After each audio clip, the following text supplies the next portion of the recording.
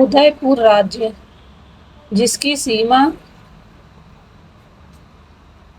जिसकी दक्षिणी सीमा से लगा हुआ घना जंगल, जो इतना ज्यादा बड़ा और घना था कि वह अरावली तक फैला हुआ था। उसी जंगल के एक किनारे से एक लंबी सड़क गई हुई थी। इस वक्त उस सड़क पर 25 से 30 गाड़ियों का काफिला चल रहा था। यह गाड़ियां देखने में बेहद ही महंगी और लग्जरियस थी। उसे देखकर कोई भी अंदाजा लगा सकता था कि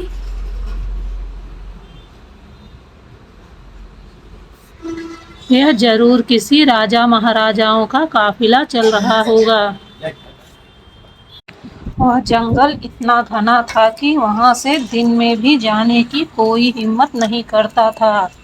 वह जितना घना था उससे कहीं ज्यादा भयानक और खूंखार जानवरों से भरा पड़ा था। वह जितना घना था उससे कहीं ज्यादा भयानक और खूंखार जानवरों से भरा पड़ा था। यहाँ दिन में भी कोई जाने की हिम्मत नहीं कर सकता था। वहीं वह काफिला बहुत ही तेजी से अपने मंजिल की ओर जा रहा था। गाड़ियां अपने फुल स्पीड में चल रही थी। बस सड़क पर धूल उड़ती ही नजर आ रही थी। तभी अचानक जंगल से फायरिंग की आवाज सुनाई पड़ती है। 1, 2, 3, 4, 5 लगातार 5 गोलियों की आवाज से पूरा जंगल गूंज उठता है। अचानक से उन गाड़ियों का काफिला रुक जाता है। दूर से देखने में बिल्कुल नहीं समझ आ रहा था कि यह हमला किस पर हुआ। गाड़ियों के रुकने से बस ऐसा लग रहा था जैसे यह हमला उन पर किया गया हो, लेकिन हकीकत तो कुछ और थी। वहीं जंगल के अंदर एक महिला अपने हाथ में अपने 6 साल की मासूम से बच्चे को उठाकर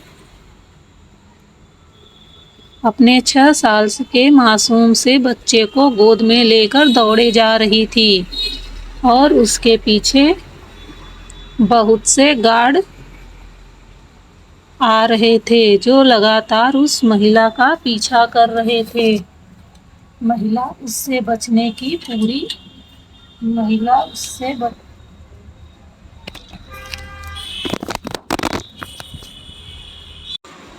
उससे बचने की पूरी कोशिश कर रही थी, लेकिन उसकी सारी कोशिश नाकामयाब हो रही थी। देखने में कोई भी अंदाजा लगा सकता था कि वह महिला कितनी ज़्यादा पावरफुल है, क्योंकि वह लगातार एक हाथ से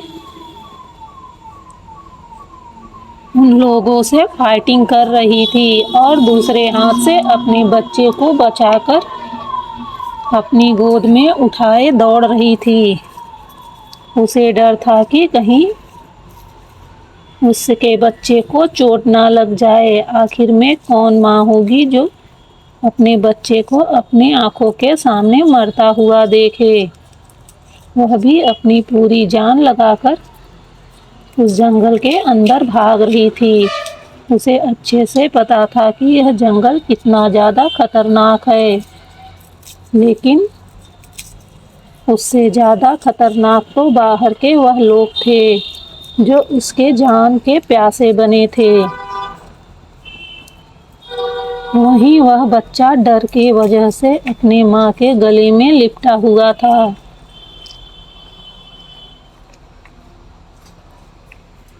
वह बच्चा बहुत ही छोटा और मासूम था। वह रोते हुए अपनी मासूम सी आवाज़ में बोलता है, माँ क्या आज हम लोग मर जाएंगे, अब हम नहीं बचेंगे। जैसे पापा मर गए थे।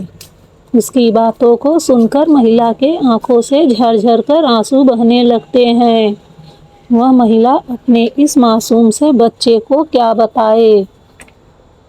उसे तो खुद नहीं पता है कि वह यहाँ से जिंदा बच पाएगी। लगातार लड़ते हुए वह महिला काफी ज्यादा थक चुकी थी। उसके पास एक छोटा खंजर ही उसके सुरक्षा के लिए था। वह तो कोई हथियार भी अपने साथ नहीं ले पाई थी। तब तक इन लोगों ने उस पर हमला कर दिया था। वहीं कुछ घंटे पहले का सीन देता है। घर में चारों ओर जश्न का माहौल था। आज उनके घर उनके बच्चे का जन्मदिन था। पूरी पीढ़ी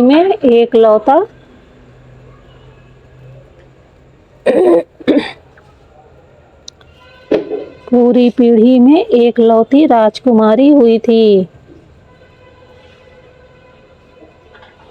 पता नहीं कितनी पीढ़ियों के बाद उनके घर में एक नन्ही परी का जन्म हुआ था।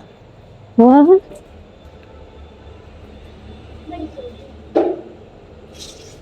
उस पीढ़ी की एकलौती राजकुमारी थी। इससे पहले ना ही उसके दादा और ना ही उसके परदादा को कोई लड़की हुई थी। वह बस अपने कहने के लिए तो इस पीढ़ी में बहुत ज़्यादा लोग थे। यह परिवार बहुत ही ज़्यादा बड़ा था, लेकिन फिर भी आज तक किसी के यहाँ लड़की नहीं पैदा हुई थी। यह पहली लड़की थी जो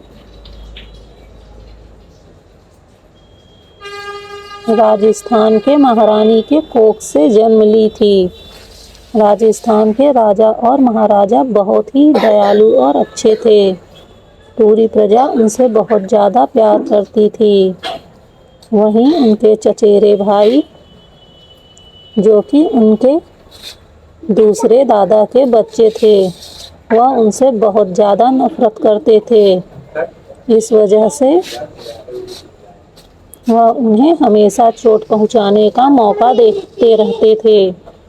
और जब आज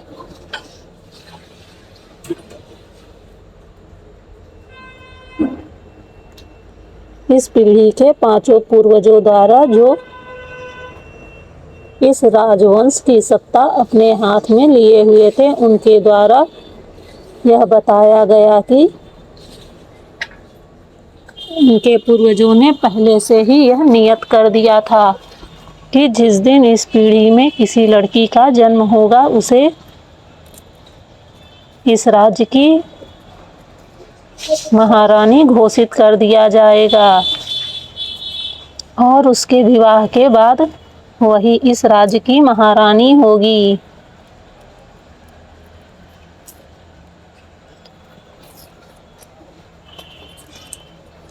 इस वजह से उनके चाचा बहुत ही ज़्यादा गुस्से में आ जाते हैं और फिर वह एक गंदा खेल खेलते हैं।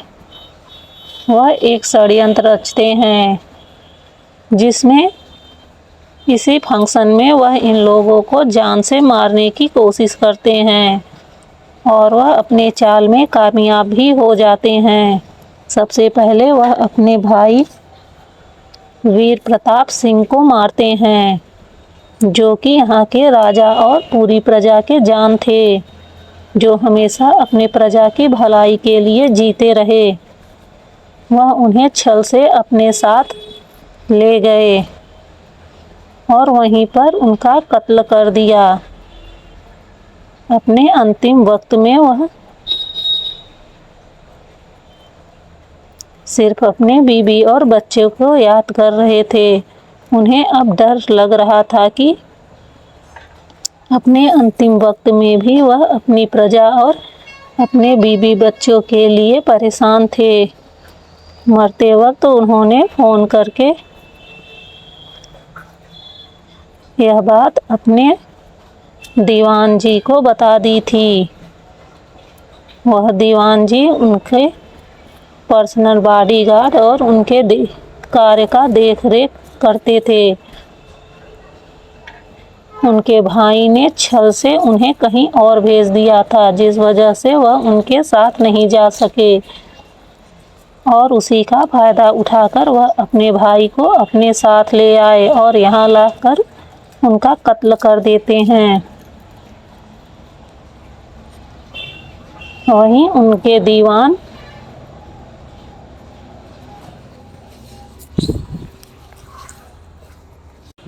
समर सिंह के पास वह फोन कर देते हैं और उन्हें बताते हैं कि उनके भाई जयवीर ने धोखे से प्रजा की सुरक्षा के नाम पर शहर से बाहर लाकर उन्हें जान से मारने की कोशिश की, और अब वह उन्हें मरा हुआ समझकर छोड़कर चले गए हैं। उनके पास ज़्यादा वक्त नहीं है। वह तुरंत ही अपने मैनेजर को ऑर्डर देते हुए बोलते हैं कि वह जल्दी से उनके बीवी बच्चे को लेकर उस जगह से निकल जाए, क्योंकि वह किसी भी वक्त वहां पहुंच रहा होगा, और वह वहां पहुंचते ही सबसे पहले उनके बीवी और उनकी बेटी को मारेगा। बेचारे समर सिंह को कुछ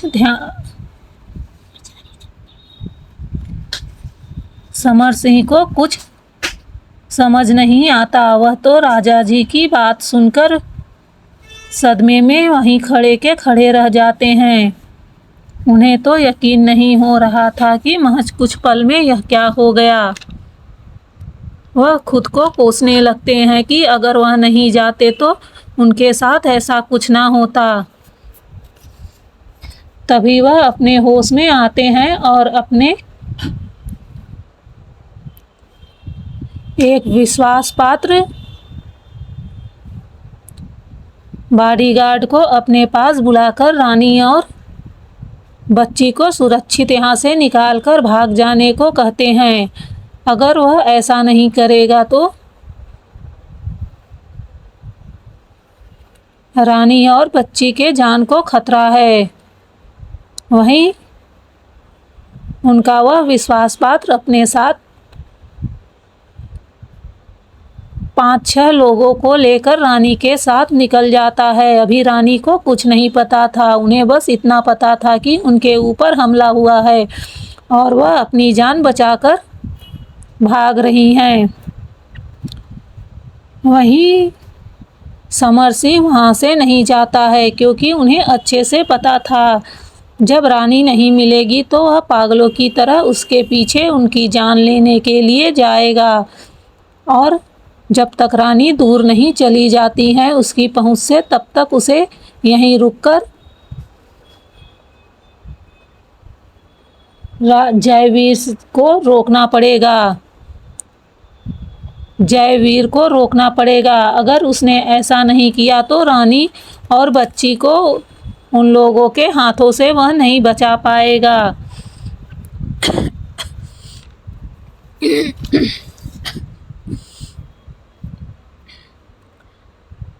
अभी रानी को निकले कुछ वक्त हुआ ही था कि तभी जयवीर वहां पहुंच जाता है और वह पूरे महल में रानी को ढूंढने लगता है। रानी उन्हें कहीं नहीं मिलती तो वह सोचता है कि शायद किसी ने खबर कर दी क्या, और उसके बारे में सबको पता चल गया है क्या। वह पागलों की तरह अब रानी को जल्दी जल्दी ढूंढने लगता है और अपने सभी लोगों को रानी को ढूंढने को कह देता है। वहीं वह भागकर उस बच्ची के जगह पर आता है। वहीं वह भागकर बच्ची के रूम में जाता है तो देखता है कि बच्ची अभी भी सोई थी। उस प्रिंसेस नुमा बेड पर एक प्यारी सी बच्ची सोई थी, जिसका चेहरा उस ओर नहीं था। उसका पीठ दिख रहा था, पर उस बच्ची का चेहरा दूसरी ओर था, जिससे वो उसकी पीठ बस दिख रही थी। जयवीर इतने ज्यादा गुस्से में था कि वह जाते मान अपनी तलवार से तुरंत उस बच्ची के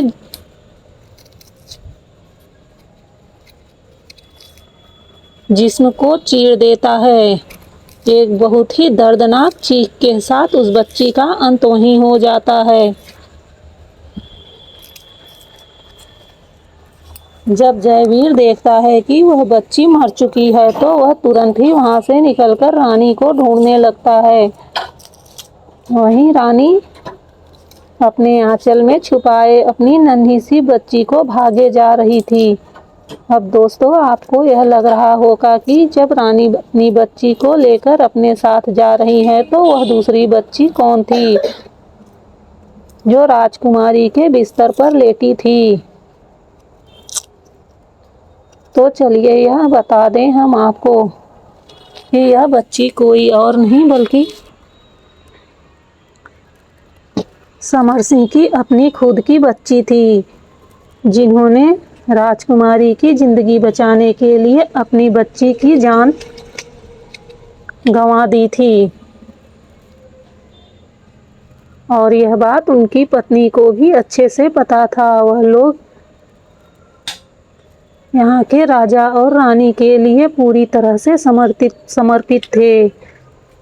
वह और उनके वंशज लगातार कई पीढ़ी से रानी और राजा की सेवा करते आ रहे थे, जिस वजह से बिना एक पल गंवाए उन लोगों ने अपनी बच्ची का बलिदान कर दिया। इस वक्त समर सिंह के दिल में बहुत ज़्यादा दर्द था।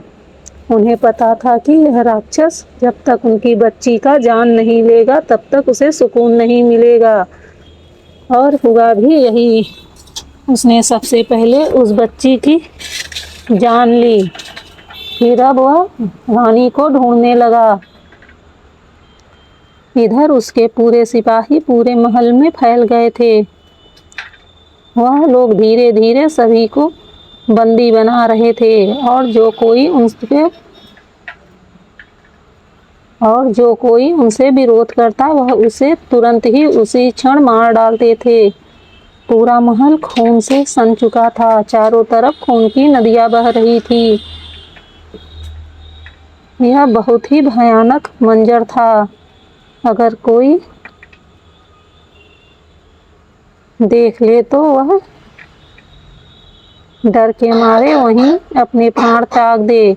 लेकिन इन खूंखार लोगों को, जिन्हें सत्ता की लालच थी, इस बात से कोई फर्क नहीं पड़ रहा था। वह तो बस लाशों के ढेर पर अपनी हैवानियत करे जा रहे थे।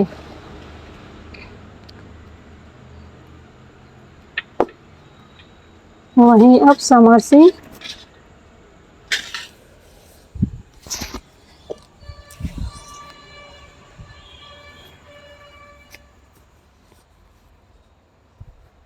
जयवीर को रोकने की पूरी कोशिश कर रहा था, पर जयवीर इस वक्त इतना ज़्यादा पागल हो चुका था कि उसे रोकना बहुत ही ज़्यादा मुश्किल लग रहा था।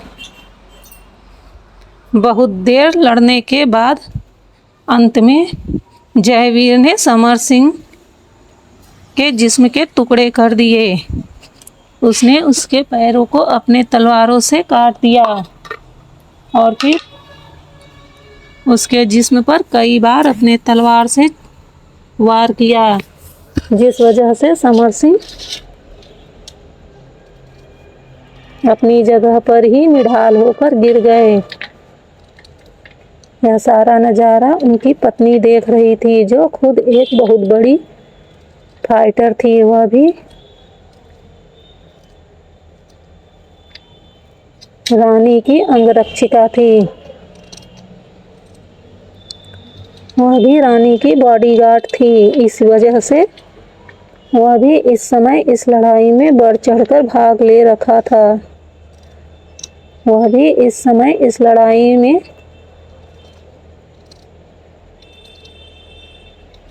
लड़ रही थी। वहीं समर सिंह की पत्नी को अच्छे से पता था कि उनकी बेटी मारी जा चुकी है। अब उनके सामने उनका पति भी मर गया। वह यह सदमा बर्दाश्त नहीं कर सकती थी, पर वह दिल की बहुत ही ज़्यादा कठोर थी। शायद उनकी जगह कोई होता तो सदमे से बेहोश हो जाता, लेकिन वह अपनी हिम्मत नहीं हारती है और पूरी ताकत से जयवीर पर हमला करती हैं। वहीं जयवीर जब देखता है कि वह औरत उस पर हमला कर रही है, तो वह भी अपनी पूरी ताकत से हमला करता है, इससे पहले कि वह उसे जान से मार पाता।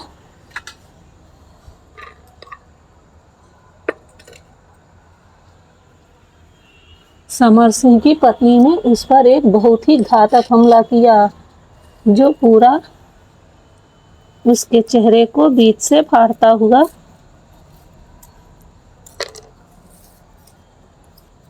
उसकी तलवार जयवीर के चेहरे को बीच से फाड़ता हुआ नीचे की ओर सरकता चला गया। जख्म इतना गहरा था कि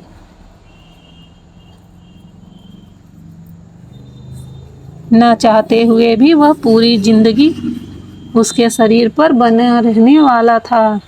भले ही जयवीर की जिंदगी बच जाती, लेकिन वह जख्म अब उसके शरीर से कभी नहीं जाने वाला था। वहीं गुस्से में आकर जयवीर ने तुरंत ही उसे अपने तलवार से टुकड़े टुकड़े कर काट डाला।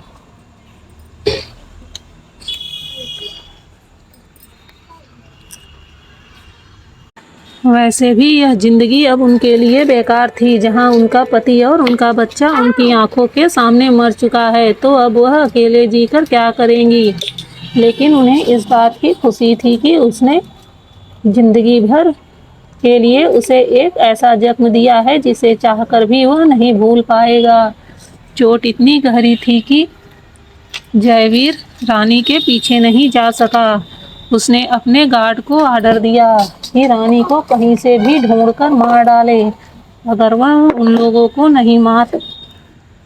अगर उनके लोग रानी को नहीं मार पाए तो उन लोगों को जिंदा जला देगा।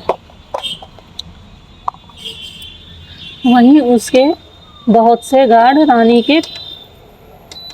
रानी को ढूंढने निकल जाते हैं और वहीं जयवीर को हॉस्पिटल ले जाया जाता है। इस वजह से जयवीर को अंत तक यह पता नहीं चल पाता कि रानी की बच्ची अभी जिंदा है। वहीं जितने गार्ड रानी के पीछे आए थे, वह लोग लगातार रानी को खोज रहे थे। रानी अभी ज़्यादा दूर तक नहीं जा पाई थी, इस वजह से वह लोग आसानी से उन्हें ढूंढ लेते हैं और थोड़ी ही देर में अब सारे गार्ड रानी के पीछे लग जाते हैं। रानी के पास बहुत सारे गार्ड नहीं थे, क्योंकि बहुत से गार्ड ने उनके साथ धोखा कर दिया था और अब रानी को यह नहीं पता था कि कौन उनके साथ है और कौन धोखेबाज है। इस वजह से वह बस अपने उन विश्वास पात्रों के साथ ही निकल पाई थी जो उनके लिए जिंदगी भर लायल रहते। वहीं रानी को अभी कुछ पता नहीं था कि अंदर महल में क्या हुआ। वह तो बस अपनी और अपने बच्चे की जान बचाकर भाग रही थी। धीरे धीरे कर वह गार्ड उनके पास आ जाते हैं। उन गार्डों के पास बंदूकें थी, जिस वजह से शुरू में तो लड़ाई बंदूकों से होती है और एक एक कर रानी के गार्ड बहुत ही बहादुरी से लड़ते हैं। लेकिन दूसरे तरफ की टीम बहुत बड़ी थी, इस वजह से वह ज़्यादा देर तक नहीं टिक पाते हैं और कुछ दूर आगे जाकर एक एक कर वह लोग भी मरने लगते हैं, क्योंकि अब उनके बंदूकों की गोलियां खत्म हो चुकी थी और हथियार से लड़ने के लिए उन्हें उनके पास जाना था, पर उनके दुश्मनों के पास अभी भी बंदूकों में गोलियां थी और वह लगातार उन लोगों पर फायर कर रहे थे। बचते बचाते वह लोग किसी तरह वहां से निकलकर जंगल तक आ जाते हैं और अब उन्हें एक उम्मीद दिखती है, शायद वह जंगल में भाग जाएं तो जिंदा बच पाएंगे। वही वह लोग बिना कुछ सोचे समझे जंगल के अंदर घुस जाते हैं, क्योंकि इस वक्त उन्हें अपनी जान बचाना बहुत ही ज़्यादा ज़रूरी था। अब रानी के पास महज उसके 2 गार्ड ही बचे थे। वह लोग बराबर रानी को सेफ करते हुए भाग रहे थे। वहीं वह लोग अब भी पीछा कर रहे थे, लेकिन अब उनकी संख्या कम हो चुकी थी।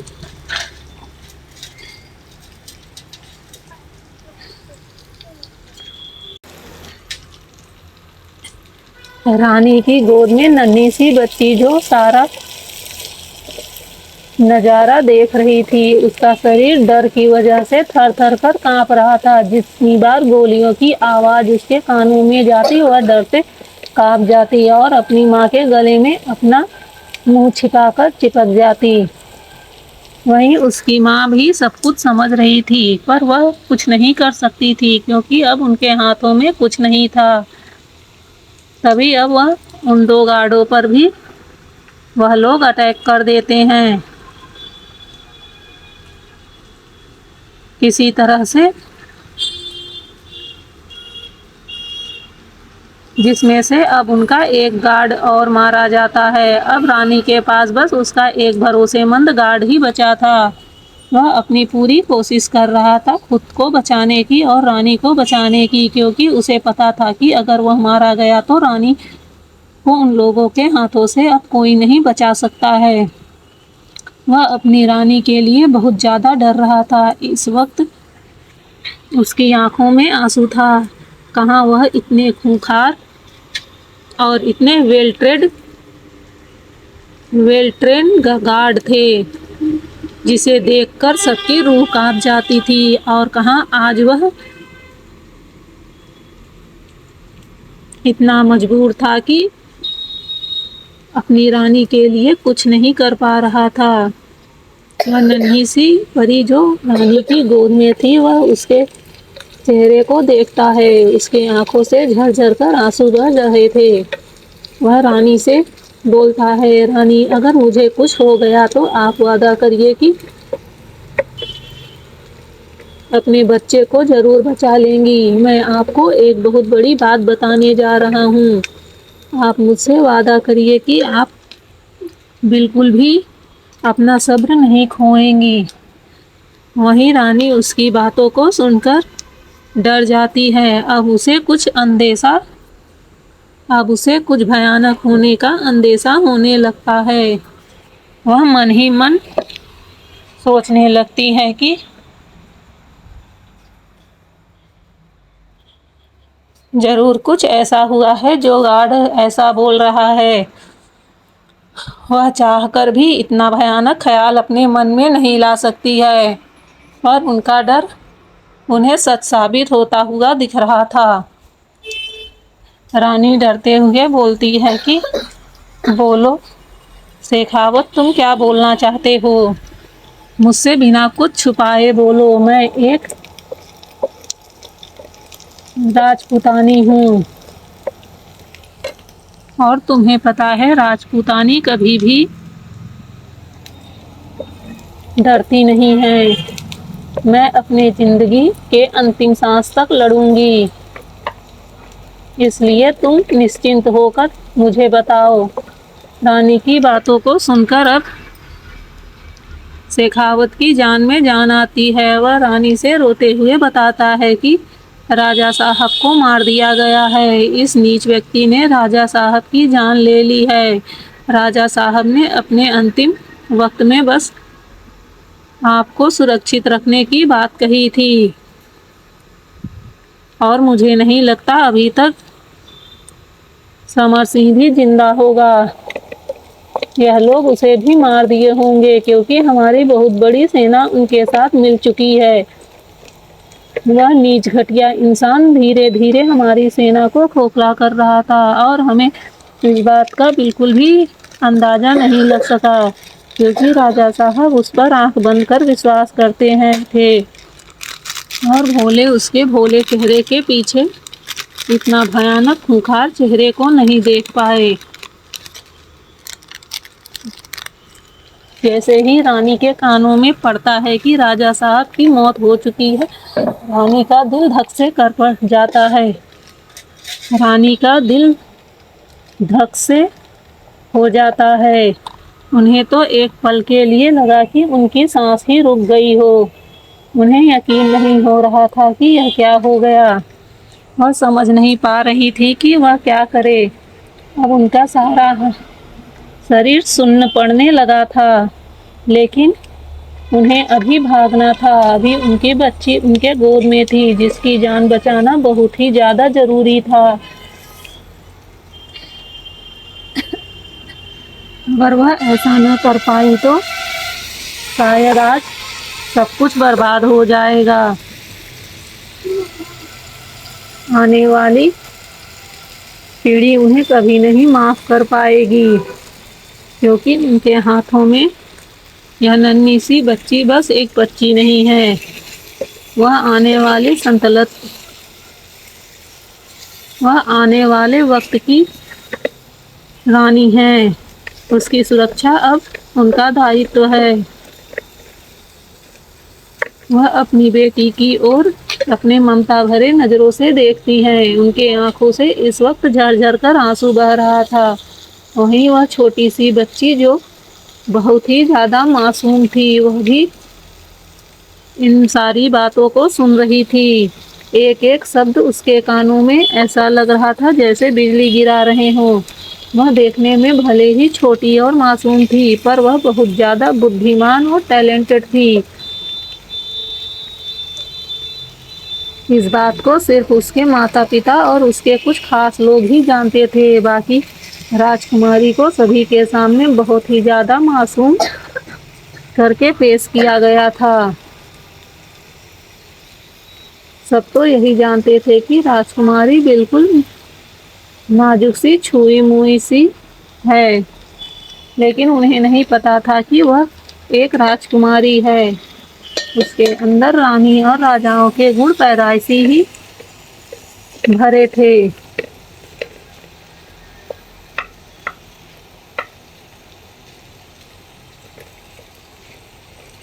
उसके आगे क्या होता है वह तो आपको पहले से ही बताया गया है। तो चलिए अब आगे स्टोरी में आते हैं। रानी अपनी हाथों में उस नन्ही सी जान को बचाकर भागे जा रही थी। वहीं यह सब कुछ वह नन्ही सी बच्ची देख और सुन रही थी। इस वक्त जितना ज्यादा खौफ उसके चेहरे पे था, उतना ज्यादा गुस्सा भी उसके चेहरे पे भरा था। लेकिन थी तो वह मात्र 6 साल की मासूम सी बच्ची, जो कुछ नहीं कर सकती थी। आज वह इतनी ज्यादा विवश थी कि वह चाहकर कुछ भी नहीं कर सकती थी। वह अपनी माँ से रोते हुए बोलती है, माँ आप थक गई होंगी, आप मुझे नीचे उतार दो, मैं भाग सकती हूँ, मैं भी आपके साथ भागते हुए चलूंगी। लेकिन उसकी माँ उसकी बात एक बार भी नहीं मानती है, क्योंकि उन्हें पता था कि वह लोग उस पर फायरिंग कर रहे हैं। अगर भूल से भी बच्ची को एक भी गोली लग गई तो वह नाजुक सी जान तुरंत ही अपने प्राण त्याग देगी। वह उसी तरह उसे अपने सीने से छुपाए हुए भाग रही थी। अब तक उनके साथ आ रहा शेखावत को भी गोली लग चुकी थी और वह वहीं पर वीरगति को प्राप्त हो चुका था। इस वक्त रानी बस अकेली थी और उसके पीछे 6 से 7 गार्ड लगे हुए थे। उन्हें बस किसी भी कीमत पे रानी को मारना था।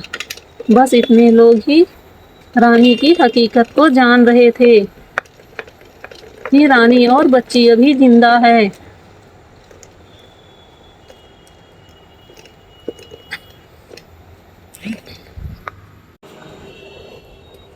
रानी बराबर उन लोगों से लड़ रही थी। वह बार बार उनके हाथ लग जाती, लेकिन वह पूरी फुर्ती से उनसे लड़ती और फिर उन पर वार करती। भले ही उनके हाथ में एक छोटा खंजर था, लेकिन फिर भी रानी उनके सामने शेर की भांति लग रही थी। ऐसा लग रहा था आज उन लोगों का अंतिम दिन हो जाएगा। लेकिन तभी अचानक उस गार्ड के हाथ में एक गन आ जाती है। वह गार्ड तुरंत ही रानी पर फायरिंग कर देता है। इस वक्त रानी बहुत तेजी से भाग रही थी। उस गार्ड ने उनके पैरों पर फायरिंग की थी। लगातार 5 गोलियां चलाई, जिसमें से 2 गोलियां जाकर रानी के पैरों पर लगी। रानी जाकर सीधा मुंह के बल जमीन पर गिरती है और उसके हाथ से बच्ची छूटकर थोड़ी दूर गिर जाती है। यह देखकर रानी घबरा जाती है और सरकते हुए जल्दी से बच्ची के पास पहुंच उसे अपने गले से लगा लेती है और बोलती है, बच्चा तुम्हें चोट तो नहीं आई? इस वक्त रानी के शरीर में बेइंतहा दर्द हो रहा था। उसके शरीर से खून की धार बही जा रही थी, लेकिन फिर भी उन्हें अपनी परवाह नहीं थी। वह अपने मासूम से बच्ची को बस देखे जा रही थी कि कहीं उसे चोट तो नहीं आ गई। आज उन्हें अपनी किस्मत पर बहुत ही ज्यादा रोना आ रहा था। पल भर में उनकी दुनिया उजड़ चुकी थी, सब कुछ तबाह हो चुका था। एक धोखे की वजह से आज सब कुछ बर्बाद हो गया था।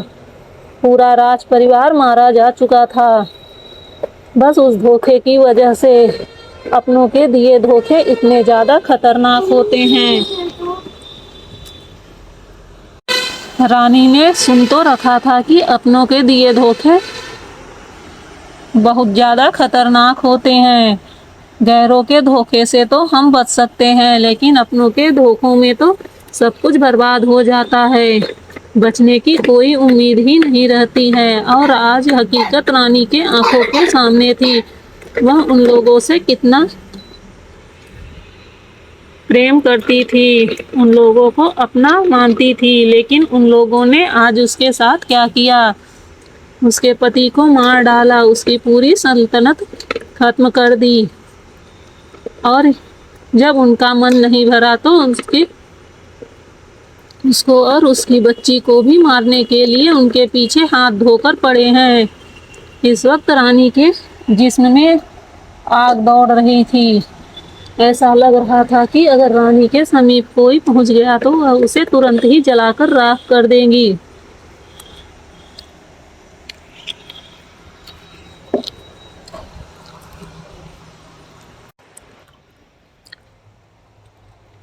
वहीं जब वह लोग देखते हैं कि रानी अब जख्मी हो चुकी है, तो वह लोग भागकर रानी के पास जाते हैं और फिर उन्हें जान से मारने की कोशिश करती हैं। जान से मारने की कोशिश करते हैं। वहीं रानी, जो इस समय बहुत ही ज़्यादा जख्मी हालत पे थी, वह उन पर पलटवार करती है और उस खंजर से एक एक लोगों के जिस्म को फाड़ डालती है।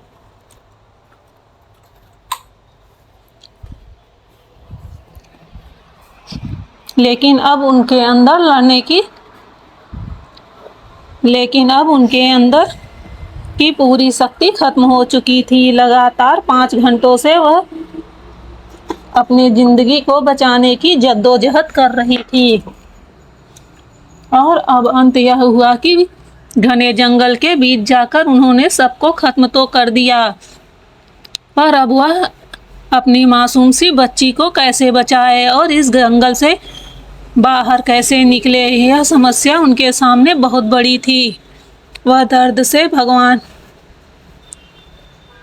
दर्द भरे दिल के साथ ऊपर की ओर देखती हैं। इस वक्त रानी के आंखों में आंसू झरझर कर बह रहे थे। वह भगवान से कहती है कि भगवान, मैंने ऐसी क्या गलती कर दी थी? मैंने और मेरे पति ने तो पूरे दिल से अपनी प्रजा की सेवा की, सबके लिए हमने अच्छा किया। हमने कभी किसी के लिए गलत नहीं सोचा, ना ही कभी किसी के साथ गलत होने दिया। और आज हमारे ही साथ गलत हो गया। क्या हमारी इंसानियत का यही नतीजा है? भगवान, अगर तुझे हम लोगों को मारना है तो मार दे, लेकिन मेरी नन्ही सी जान को बचा ले। कुछ ऐसा करिश्मा कर दे कि मेरी नन्ही सी जान बच जाए। इतना बोलकर वह फपक फपक कर रोने लगती है और अपनी बच्ची को अपने गले से लगा लेती है।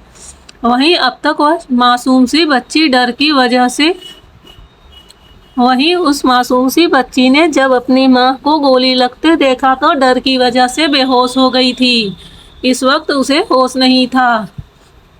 वहीं रानी उसे अपने सीने से लगाए जमीन पर बहुत ही बुरी हालत में पड़ी थी। उनका पूरा पैर जख्मी हो चुका था और खून इतना ज़्यादा बह गया था कि उनका शरीर पूरी तरह से पीला पड़ रहा था। अब उनके शरीर में जान नहीं था। वहीं दूसरी तरफ वह गाड़ियाँ जैसे ही इन गोलियों की आवाज़ सुनता है, जैसे ही इन गोलियों की आवाज़ सुनाई पड़ती है, उन गाड़ियों का काफिला अचानक ही रुक जाता है और यह आर्डर बीच में चल रही गाड़ी से आया था, जिस वजह से सबको मानना पड़ता है। वैसे यह जंगल बहुत ज़्यादा खतरनाक था। यहाँ पर रुकना खतरे से खाली नहीं था, फिर भी उन्हें आर्डर मिला था तो फॉलो करना ही पड़ेगा। सारी गाड़ियाँ अचानक से एक बहुत तेज ब्रेक के साथ एक साथ रुक जाती हैं। वहीं उन सारी गाड़ियों से बहुत ही सारे गार्ड बाहर निकलने लगते हैं, जो देखने में बहुत ही लंबे चौड़े और भयानक थे। उन्हें देखकर ही उनकी ताकत का अंदाजा लगाया जा सकता है। वह कम से कम 2 लोगों के बराबर दिख रहे थे।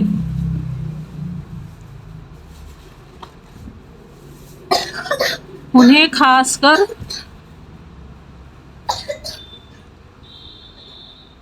उन्हें स्पेशल तरीके से तैयार किया गया था। वह सिर्फ अपने राजा की बात सुनते थे।